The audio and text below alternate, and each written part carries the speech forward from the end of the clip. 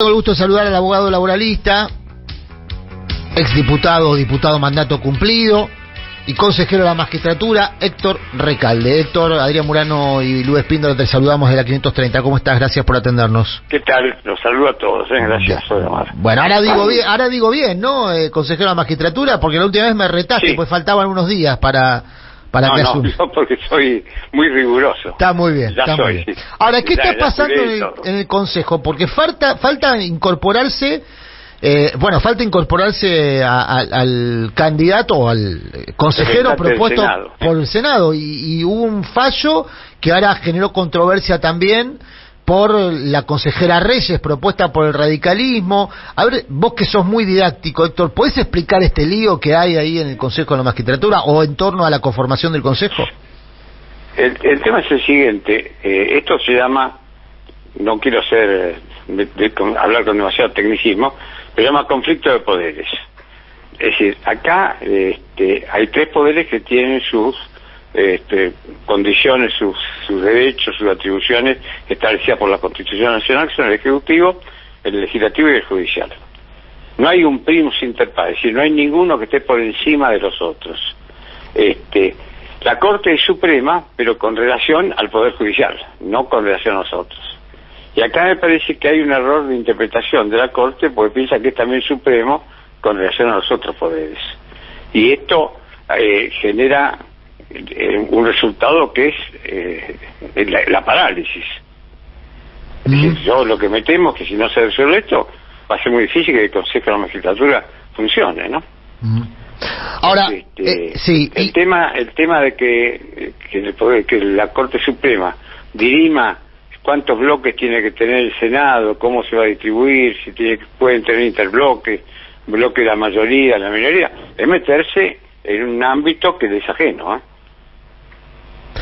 Por eso lo describís como un conflicto de poderes. ¿Y qué significa en términos prácticos? ¿Cómo se resuelve en términos prácticos un conflicto de poderes cuando, en este caso, el Poder Judicial... Se anda a cantarle a Gardel. A ver. No hay solución. ¿No hay solución institucional en un conflicto de poderes? No. Yo no veo... Y hablo institucionalmente, ¿no? Sí. No veo que haya una solución.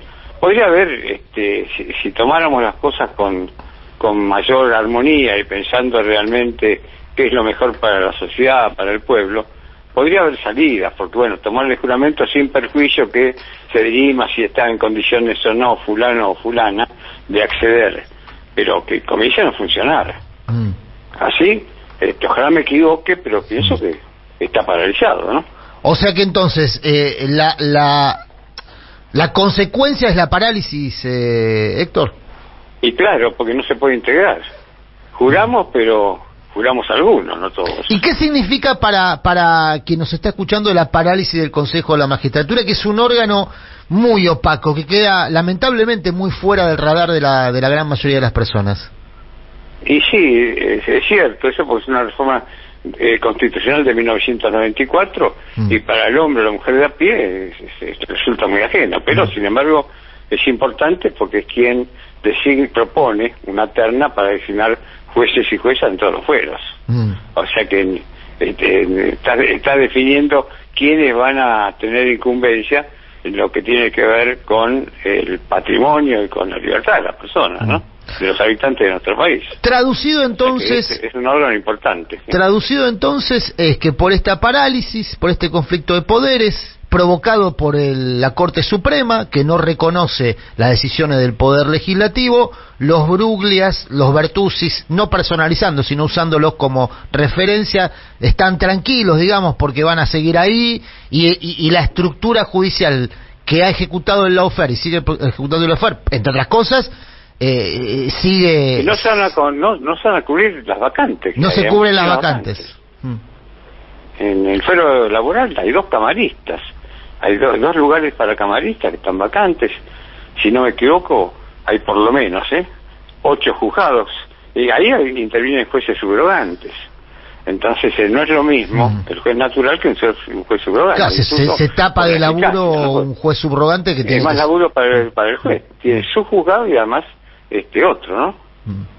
O sea que seguirá resentido. ¿Y será que el poder que prime la cordura? Yo siempre digo que los abogados laboralistas podemos ignorar alguna norma, algún derecho, pero sabemos negociar, sabemos conciliar, sin abandonar ningún principio ni ninguna convicción, ojo, pero buscando caminos intermedios.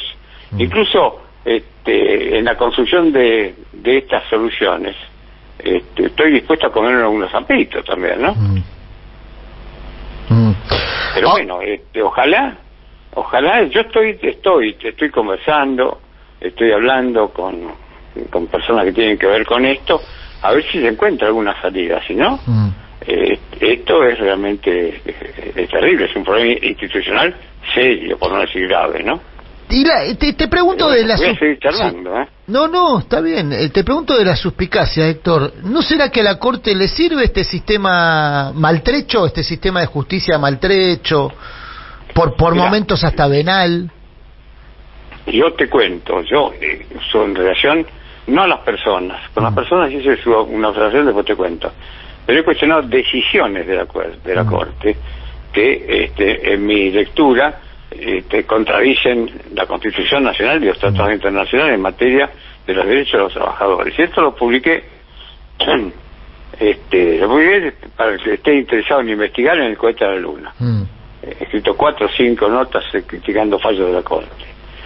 Con relación a los jueces que integran la Corte, sí, cuando asumieron los doctores Rosati y Rosenkrantz, asumieron por un decreto de necesidad y urgencia en comisión a la Corte. Y yo cuestioné, porque no es el método ni el procedimiento para que un abogado llegue a la Corte Suprema.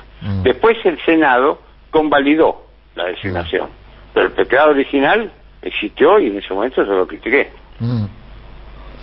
Pero por eso te pregunto, ¿no será que esta Corte está para garantizar que se mantenga este estado, digamos, de injusticia? Digamos que las decisiones que ha tomado la Corte, no todos sus integrantes también, en algunos casos el doctor Lorenzetti tuvo posiciones distintas a la mayoría constituida por los otros 3, ¿no?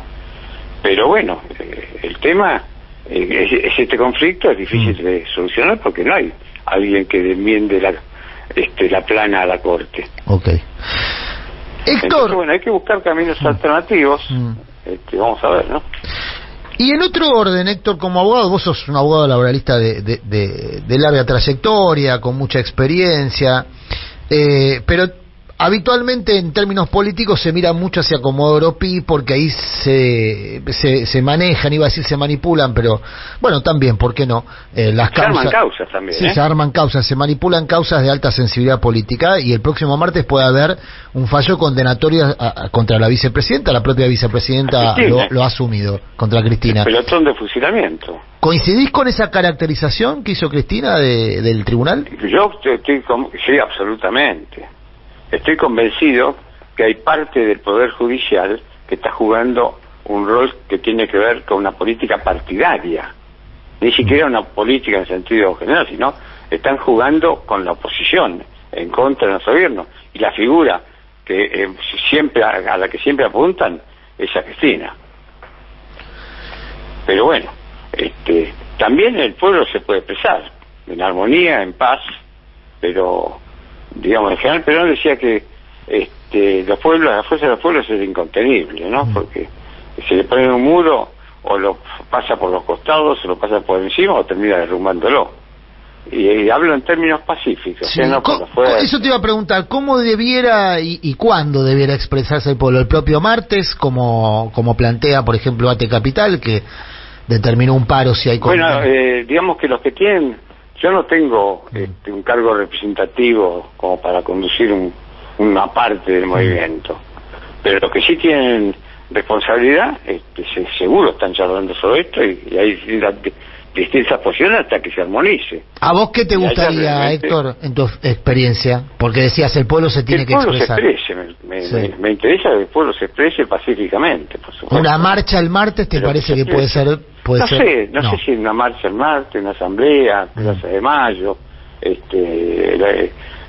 Talcahuano 550, no sé. Okay. Pero quiero decir, lo importante es que se exprese dónde, cuándo y cómo ya el resorte de las organizaciones, ¿no? Okay. Y tiene que haber... Muchas han demostrado... Sí, muchas veces han demostrado... su satisfacción con lo que está pasando, claro, ¿no? Claro. Es clave la conducción de este proceso, ¿no?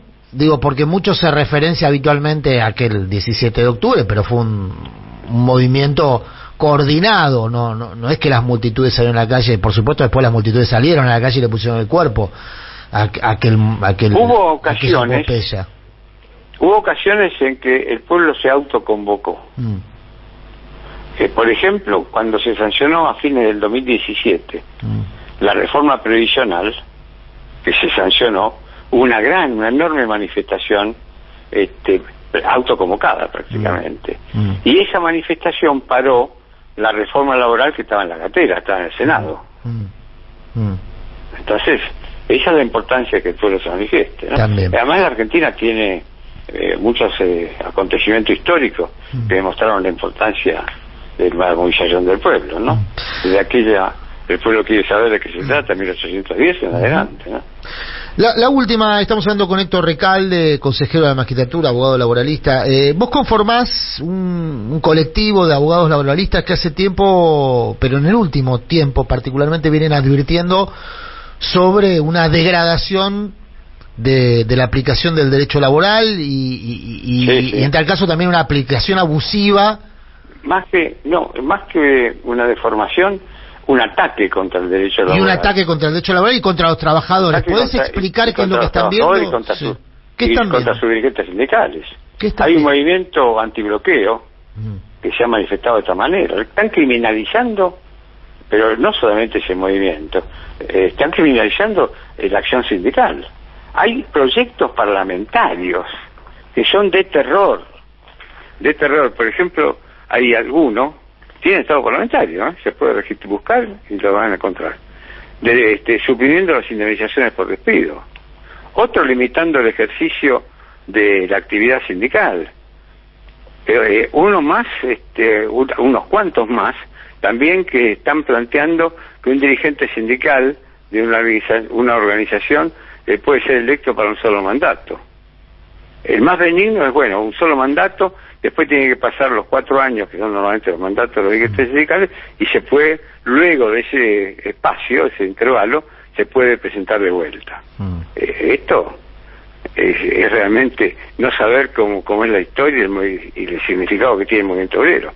Pero también quiero decir que hay un ejemplo histórico que siempre cito, cuando la dictadura cívico-militar, en plena época de los secuestros, desapariciones, torturas, cárceles, vejámenes, donde imperaba el terror, el miedo, lo que hizo la dictadura es cancelar todas las afiliaciones de los trabajadores a su sindicato. Fue el decreto 385 del año 77.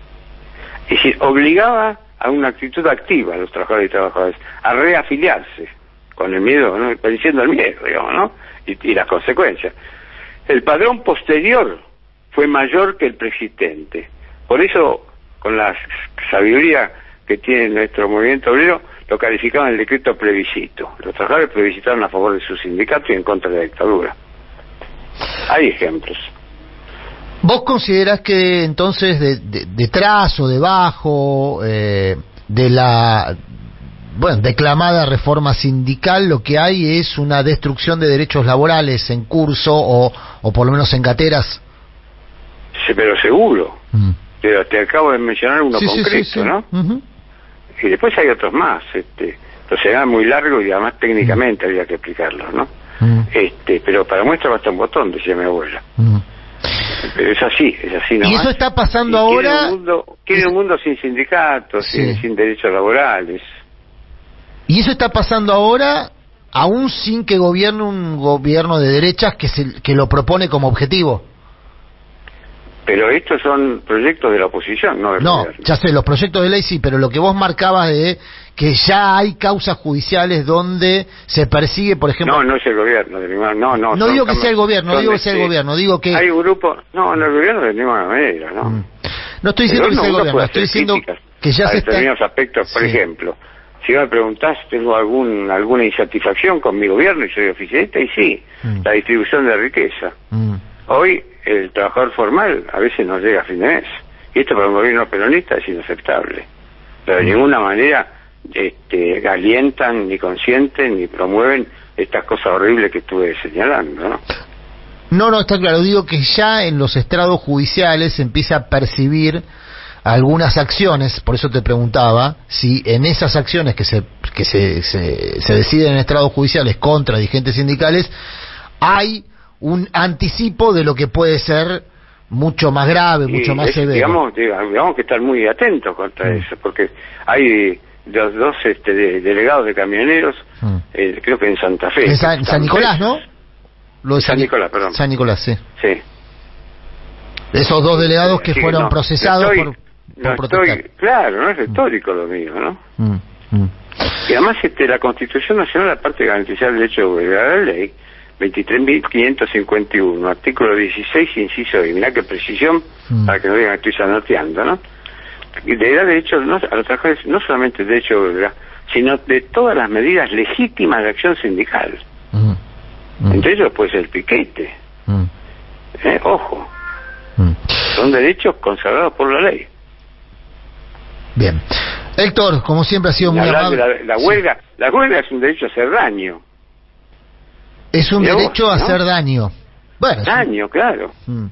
No a las personas, por supuesto. No, claro. Pero a impedir, por ejemplo, una línea de producción como forma de proteger claro.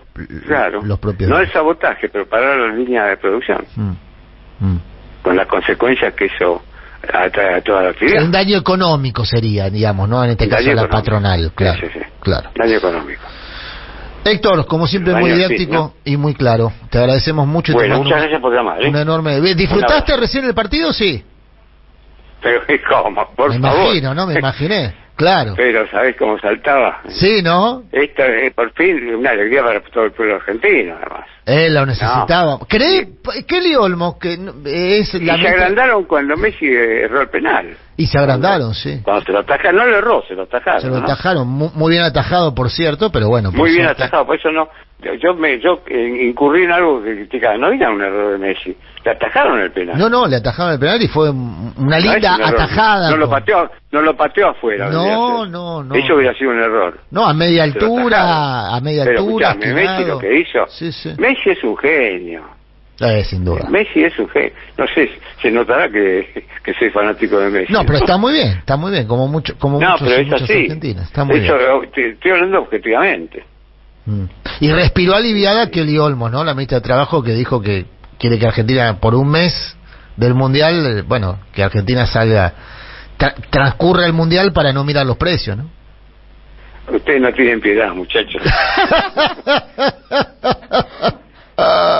Bueno, Héctor, sigamos festejando el triunfo. Sigamos festejando. Un abrazo grande, Héctor.